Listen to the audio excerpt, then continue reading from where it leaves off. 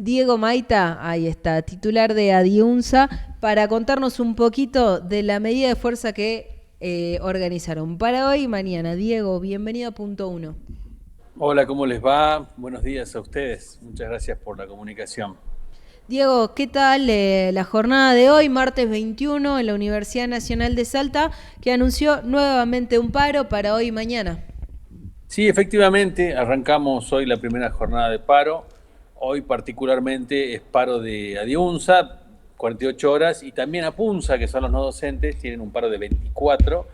Eh, Día raro, porque digo, arrancamos pensando en este paro, exigiendo la promulgación y la implementación de la ley de financiamiento universitario, pero bueno, muy temprano también ya recibimos la noticia de que la ley finalmente fue promulgada, pero también que inmediatamente fue suspendida. ¿Mm? Entonces, a los efectos prácticos, si bien ya tenemos una ley promulgada, está suspendida y por ende no, en lo práctico sigue siendo igual que no tener ley. Bueno, pero bueno, a partir de ahí veremos qué paso a seguir, que es prematuro todavía porque tenemos que terminar de analizar los términos jurídicos en los cuales se suspende, ¿no? No sorprende que sea a poquitos días de las elecciones. Mi abuelo siempre decía, en la vida hay que hacerse querer. Y este presidente ni siquiera por una cuestión estratégica electoral se hace querer. Tu abuelo tenía mucha razón, claramente, pero bueno, el presidente no lo ve así.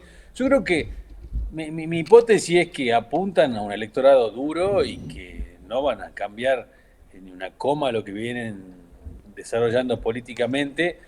Y creo que vetar esto es reforzar hacia adentro, también un mensaje hacia Estados Unidos, el FMI y las metas que imponen. Este, y digamos con la previsión que han hecho, ¿no? De cómo van a aglutinar los datos electorales de los distintos distritos para forzar una lectura de victoria el próximo fin de semana que no va a ser real, digamos. O esa victoria va a ser si en la sumatoria de los distritos le da 45 o más a la Libertad Avanza, algo que espero equivocarme. Creo que no va a pasar, digo, no sé cómo va a ser, yo creo que va a haber un mensaje en la urna muy claro contra el gobierno. Entonces, pero digo, fortalecen ahí y no dan señales que son las que estamos esperando todos, de che, descontracturemos un poco, dialoguemos, demos muestra de respeto a ciertos funcionamientos básicos, porque recién charlaba con una compañera que estamos trabajando en la próxima comunicación sobre esto a nuestros afiliados, y el derrotero es tremendo, porque tiene una ley que es aprobada el año pasado por diputados, aprobada por senadores, es vetada, luego se trata del veto. Este año arrancamos nuevamente construyendo una nueva ley desde un montón de sectores de base, se acuerda, se presenta, se trata, lo aprueban los diputados, lo aprueban los senadores, lo veta, rechazan el veto diputados. Digo, hay un derrotero enorme que tiene que ver con las reglas de juego democráticos. Nosotros el año pasado cuando se veta no nos gustó, pero eran las reglas de juego. ¿Qué va a hacer? Y sí. Salimos no, chillamos, como quien dice, pero no lo aceptamos. Y ahora que sale como tiene que ser, digo, no tenemos ni ley de financiamiento universitario, ni de emergencia pediátrica, ni de emergencia en discapacidad, que han sido ratificadas por el Congreso. Digo, la reflexión que yo hacía de fondo recién con un colega de ustedes, ¿para qué votamos entonces el domingo? Si independientemente de quién compone el poder legislativo, y aún con la figura del veto en juego, aún con la figura de los DNU en juego, el presidente no acepta ni una regla de juego, eh, es peligroso, es peligroso. Este, nada, lo dejo ahí porque iba a hablar del gordo Dani y otras cosas, pero ahí nomás digo. No nos haga indigestar, Diego, es muy temprano todavía.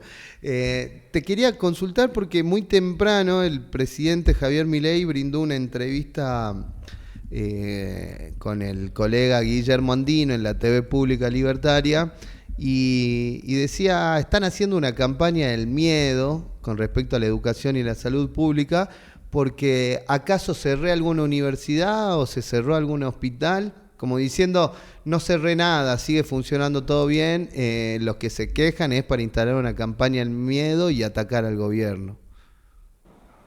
Mirá, yo creo que aún A ver, aún durante el gobierno de Macri, que fuimos nosotros muy críticos, eh, cercano a las elecciones, y aún las del 17 que le fue mal, digo, eh, 2, 3 meses antes te ponían un pulmón en términos de medidas, en términos salariales, para de alguna manera generar ese efecto de los 21 meses anteriores no fueron tan malos.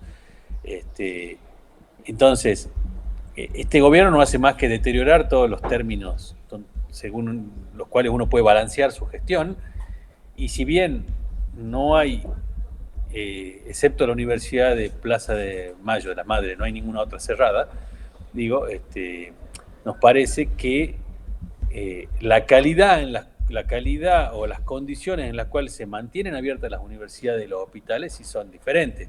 Sí. Es como viste que uno deja de limpiar la casa o la pieza y es un caos, y si no importa, no se rompió, no se autodemolió el edificio, Claro. es medio bizarro porque Sí.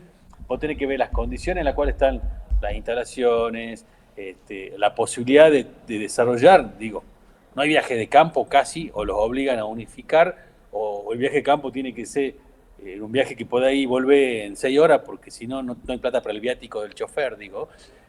Se ha perdido mucho la forma en la que se trabajaba, ni siquiera uso la palabra calidad, mira, la forma en la que se trabajaba, que ya era mala, limitada, acotada. Claro, si uno va al extremo, no se cerró nada, y es un poco eso, ¿no? Pues como poner un tramo muy grande, como decir, yo no le doy la medicación, no importa si está vivo, no está muerto, respira. Sí, pero la calidad en la que, en este caso, una universidad tiene que vivir o desarrollarse, se ha perdido mucho. Con la salud pública pasa lo mismo. No quiero profundizar, pero hemos visto casos en la prensa de gente que discontinuó tratamientos por la falta de apoyo del Estado y que se han muerto. Entonces, me parece que es difícil entrar en la discusión de argumentos con el espacio oficialista, porque son todos muy endebles y en 2 oraciones desarma el argumento y después no sé más que nada, transmitir la indignación que esto nos causa. Y ponemos la cosa en un lugar emocional donde es donde quieren llevar la política. Claro. A que discutamos emociones y no política, que es lo que hay que discutir. Diego, decías hace un rato que te llevaba a la reflexión en tono crítico de para qué votamos si tenemos un Congreso que se entiende representa al conjunto de la sociedad argentina, y ese Congreso ha insistido en estas leyes de financiamiento universitario y de emergencia de pediatría, y aún así el gobierno no las piensa acatar y sigue dilatando su aplicación. Digo, ¿qué sigue, no, en el plan de lucha? Porque primero se visibiliza el reclamo, luego se va a medidas de fuerza, luego se marcha y se va a las calles, luego se lleva el reclamo al Congreso, el Congreso lo toma, ¿y ahora qué? Aún así no hemos logrado torcer la negativa del gobierno a atender estos sectores de nuestro país. Sí, yo entiendo que ahora se nos viene una discusión interna sobre un abordaje judicial también. Bien. Digo, veremos qué se puede hacer por el lado del Poder Legislativo y en torno a esos resortes administrativos, pero creo que aún, digo, poniendo nuevamente todos los peros que hay sobre el sistema judicial, también vamos a hacer la gestión que corresponde en la justicia, porque digo, tenemos una ley, esa ley nos da derecho a paritaria, nos da derecho a una recuperación salarial, nos da derecho a cierto tipo de presupuesto para las universidades. Entonces, será el Estado y quien lo administra fundamentalmente, que es el Ejecutivo, en que tiene que ver cómo adecuar las partidas que hay para que eso pueda funcionar. No es al revés, de que son los legisladores que tienen que ahora, se suspende hasta que el Poder Legislativo disponga cuál es la partida o algo así, la suspensión. Che, pero hace 3 semanas, cuando saltó esto de que se retira Esper de la candidatura por sus vínculos con el narcotráfico, de repente aparecían 15.000 millones de pesos que estaban disponibles por si habían que pagar de nuevo la impresión de boletas. Claro. Ahí de repente había plata, uy, hay un ahorro, bueno, che, la ley del Garrahan vale 12.000 millones, la de la universidad vale 7.000, o sea, cuando querés hay plata y no hace falta mayor discusión de cómo conseguir financiamiento, o al revés, cuando va a dejar de percibir ingresos, digo, del campo, digo, de Galperino, digo, de otros sectores que, sin evaluar lo justo o no, tienen exenciones por parte del Estado, Sí, ahí no hay problema. al campo le perdonaron 1.500, no al campo, a las exportadoras de cereales y derivados le perdonaron 1.500 millones de dólares en impuestos.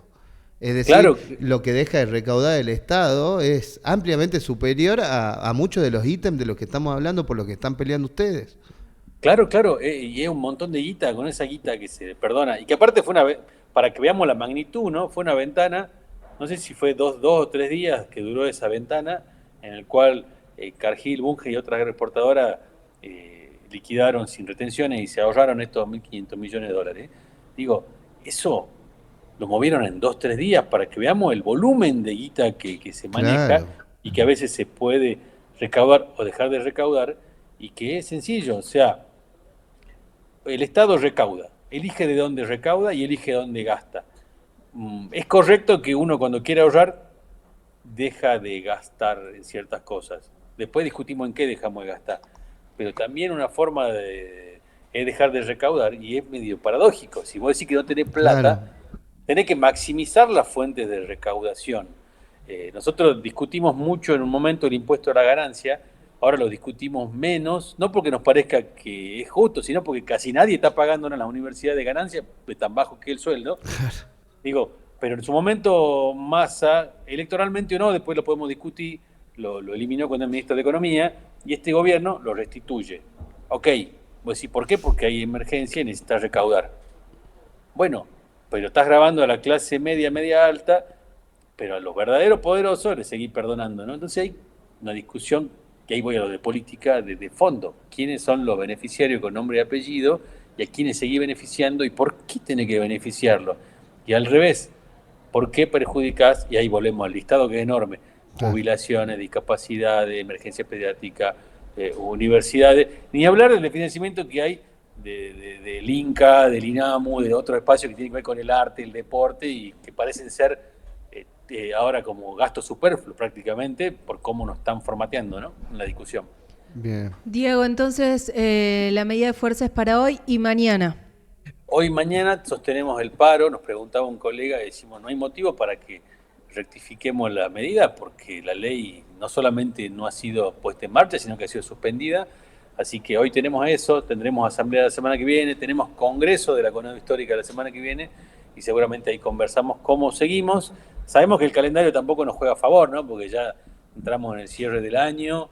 Hay propuestas que las charlaremos de dejar de dar clase, propuestas de no tomar exámenes, propuestas de no arrancar el 2026. Digo, hay propuestas que van en un abanico muy grande, pero que se tienen que discutir en las bases, luego en el Congreso, para ver cuál es el mensaje que damos, a la par que vamos a seguir gestionando, como te decía, vía legislativa, vía el Ejecutivo, y nos tocará golpear la puerta del Poder Judicial ahora también.